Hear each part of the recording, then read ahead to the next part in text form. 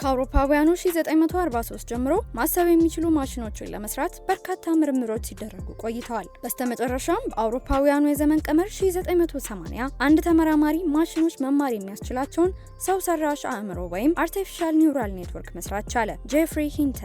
ጄፍሪ ሂንተን ውልደቱ በ1947 በሀገር እንግሊዝ ነው። በትምህርት ዘርፍ ዝናኛና ተጽዕኖ ፈጣሪ ከነበሩ ቤተሰቦች በመወለዱ ለትምህርት ያለው ዝንባሌ በዛው ልክ የተቃኘ ነበር። የመጀመሪያ ዲግሪውን የተማረው የሰው ልጆች አእምሮ አወቃቀርና ባህሪያት የሚያጠናውን ኤክስፐሪመንታል ሳይኮሎጂ የሚባል የትምህርት አይነት ነው። በካምብሪጅ ዩኒቨርሲቲ የሚሰጠው ትምህርቱ ኮምፒውተሮች ላይ ሊሰራ ላሰበው ሰው ሰራሽ አእምሮ ሰፊ ግንዛቤ አግኝቶበታል።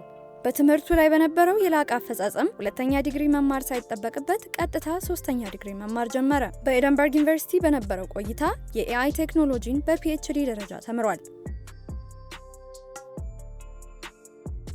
ኮምፒውተር የሚማረው የሚያሰላስለውና የሚሰለጥነው በአርቲፊሻል ኒውራል ኔትወርክ አማካኝነት ነው። ዛሬ ላይ በስፋት አገልግሎት የሚሰጠው የኤአይ ቴክኖሎጂ የሚሰራው ይህንኑ ግኝት በመጠቀም ነው።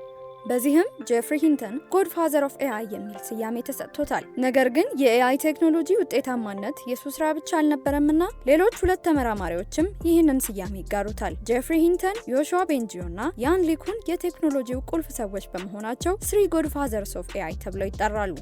ጄፍሪ ሂንተን በቶሮንቶ፣ በካርኔጊ ሜሎን፣ በሱሴክስ እንዲሁም በካሊፎርኒያ ዩኒቨርሲቲዎች መምህርና ተመራማሪ ሆኖ አገልግሏል። ለ23 ዓመታት በቆየበት በቶሮንቶ ዩኒቨርሲቲ ከማስተማር በተጨማሪ ዲፕ ለርኒንግ እና ኒውራል ኔትወርክ ላይ ጥልቅ ምርምር የተሰራበት ቦታ ነው። በዚሁ ዩኒቨርሲቲ በትምህርት መስካቸው አንቱታን ያተረፉ መምህራን ጡረታ ሲወጡ የሚሰጣቸው ኤሜሪተስ ፕሮፌሰር የሚል ማዕረግም ተበርክቶለታል። እንደ አውሮፓውያን አቆጣጠር 2013 ላይ ጄፍሪ ሂንተን ከቶሮንቶ ዩኒቨርሲቲ ተማሪዎች ጋር ዲፕ ኒውራል ኔትወርክ የሚል የምርምር ተቋም መሰረቱ። ስታርታፕ ሆኖ ስራ የጀመረው ድርጅቱ ብዙ ሳይቆይ በጨረታ እንዲሸጥ ተወሰነ።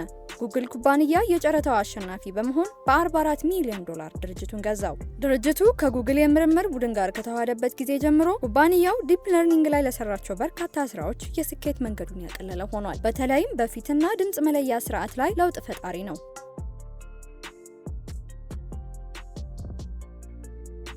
ሽያጩን ተከትሎ ከጄፍሪ ሂንተን ጋር የድርጅቱ መስራች የነበሩ ሁለት የስራ አጋሮቹ በኩባንያው የሙሉ ጊዜ ስራ ሲጀምሩ፣ እሱ ግን ለቶሮንቶ ዩኒቨርሲቲ እና ለጉግል ኩባንያ መስራት ምርጫው አረገ። ኩባንያውን እስከለቀቀበት የአውሮፓውያኑ 2023 ድረስ በዚሁ መልክ ሲሰራ ቆይቷል። ጄፍሪ ሂንተን በኤአይ ቴክኖሎጂ ላይ ምርምር የሚሰራ ቬክተር የተሰኘ ኢንስቲትዩት መስራችና ዋና አማካሪም ነው። የ77 ዓመቱ ይህ የዲፕ ለርኒንግ ሊቅና የኤአይ ተመራማሪ ከአውሮፓውያኑ 2023 ጀምሮ ራሱን ከማስተማር ስራዎች ያገለለ ሲሆን አሁን ላይ በኤአይ ቴክኖሎጂ ዙሪያ ሀሳቦችን በመስጠት ላይ ይገኛል።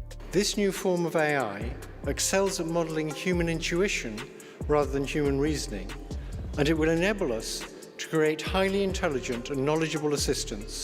ጄፍሪ ሂንተን በቴክኖሎጂው ዘርፍ ከፍተኛ የሆነውን የአላን ቱሪንግ ሽልማትና በኖቤል ፕራይዝ የፊዚክስ ዘርፍ አሸናፊ ነው። በዚህም ሁለቱን ሽልማቶች በጥምር ያገኘ ሁለተኛው ሰው ሆኗል። ይህ ብቻም አይደለም። ሆንዳ፣ ሮያል ሶሳይቲ ፌሎው፣ ኦርደር ኦፍ ካናዳ፣ ሩመል ሃርት ፕራይዝን ጨምሮ በርካታ ሽልማቶችም ተበርክተውለታል።